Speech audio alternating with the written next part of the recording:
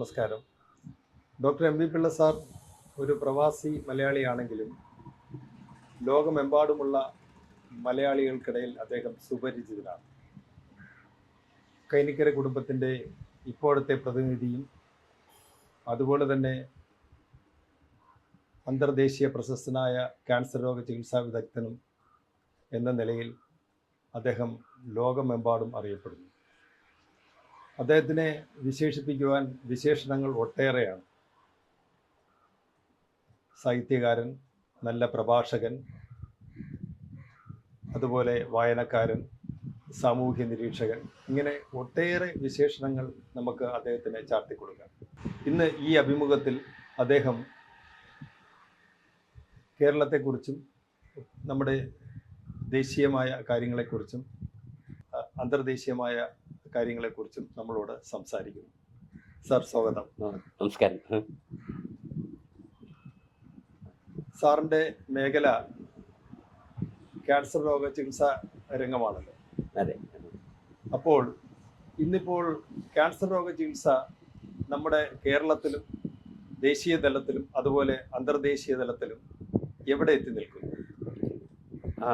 നമുക്ക് രണ്ട് തരത്തിൽ ഉത്തരം തരാം. ഒന്ന്, സംസ്ഥാന തലത്തിൽ നമ്മളെ കുറച്ച് നന്നായിട്ട് നേട്ടങ്ങളുണ്ട് നമുക്ക്. അതായത് ഒബാമ കെയർ എടുത്താൽ, ഒബാമ അമേരിക്കയുടെ ആരോഗ്യരംഗം പരിഷ്കരിക്കാൻ തുടങ്ങിയപ്പോൾ 4 ലക്ഷ്യങ്ങളാണ് അദ്ദേഹം പ്രഖ്യാപിച്ചത്. ഒന്ന്, ആക്സസിബിലിറ്റി. ഒരു രോഗിക്ക് ഒരു ഡോക്ടറെ കാണണമെങ്കിൽ അധികം കാലതാമസം പാടില്ല.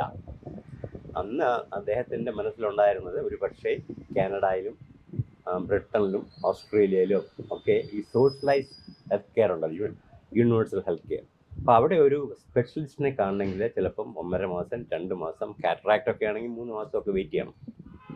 അപ്പോൾ ആക്സസിബിലിറ്റി, അവിടെ എത്തിച്ചേരാൻ ഒരു ഡോക്ടറെ കാണാനുള്ള താമസം അവർക്ക് അമേരിക്കക്കാർക്ക് വലിയൊരു കൺസേൺ ആയിരുന്നു. അതുകൊണ്ട് അത് ഇമ്പ്രൂവ് ചെയ്യണം. രണ്ടാമതുള്ളത് അഫോർഡബിലിറ്റി. ക്യാൻസർ കെയർ മാത്രമല്ല, പുതിയ ചികിത്സാ സംവിധാനങ്ങളൊക്കെ വൻപിച്ച ചിലവുള്ളതാണ്.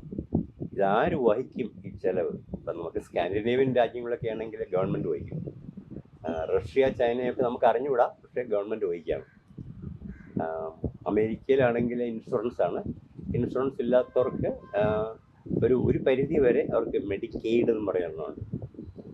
അതൊക്കെ ഇപ്പോൾ പുതിയ ഗവൺമെൻറ് വന്നപ്പോഴത്തേക്ക് അതൊക്കെ കുറയ്ക്കുകയാണ്. ഇല്ലീഗൽ ഇമിഗ്രൻസിന് നമുക്ക് കൊടുക്കാൻ പറ്റില്ല.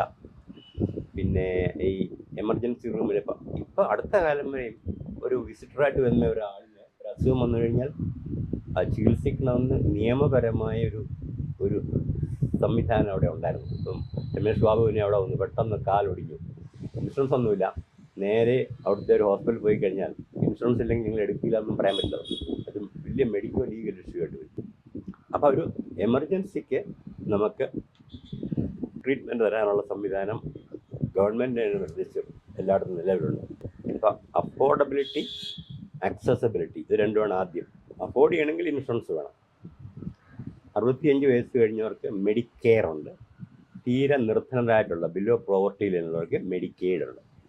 പിന്നെ ഇടയ്ക്കുള്ള ആൾക്കാർക്ക് ജോലി ഉണ്ടെങ്കിൽ എംപ്ലോയർ സ്പോൺസേഡ് ഇൻഷുറൻസ് ഉണ്ട്. അതൊരു എംപ്ലോയറുടെ ഒരു നിബന്ധനയായിട്ട് തന്നെ വരും. വലിയ കമ്പനികളൊക്കെ അവരുടെ എംപ്ലോയീസിനെ ഇഷ്ടപ്പെടും.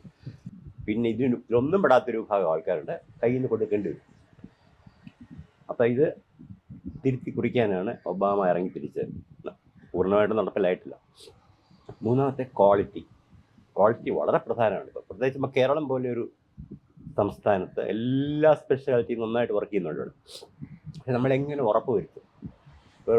കിഡ്നി ട്രാൻസ്പ്ലാന്റ് ചെയ്തു, തിരുവനന്തപുരത്ത് ചെയ്ത കിഡ്നി ട്രാൻസ്പ്ലാന്റും എറണാകുളത്ത് ചെയ്തതും കോഴിക്കോട്ട് ചെയ്തതിൻ്റെ ഔട്ട്കം ഒരേപോലെയാണോ? കോസ്റ്റ് കമ്പയറബിൾ ആണോ? തിരഞ്ഞെടുത്ത കേസുകൾ യുക്തമായിരുന്നോ? ഇത്തരം കാര്യങ്ങളും നോക്കിയെങ്കിലേ പറ്റുള്ളൂ. അങ്ങനൊരു സംവിധാനം നമുക്കിവിടെ വന്നിട്ടില്ല.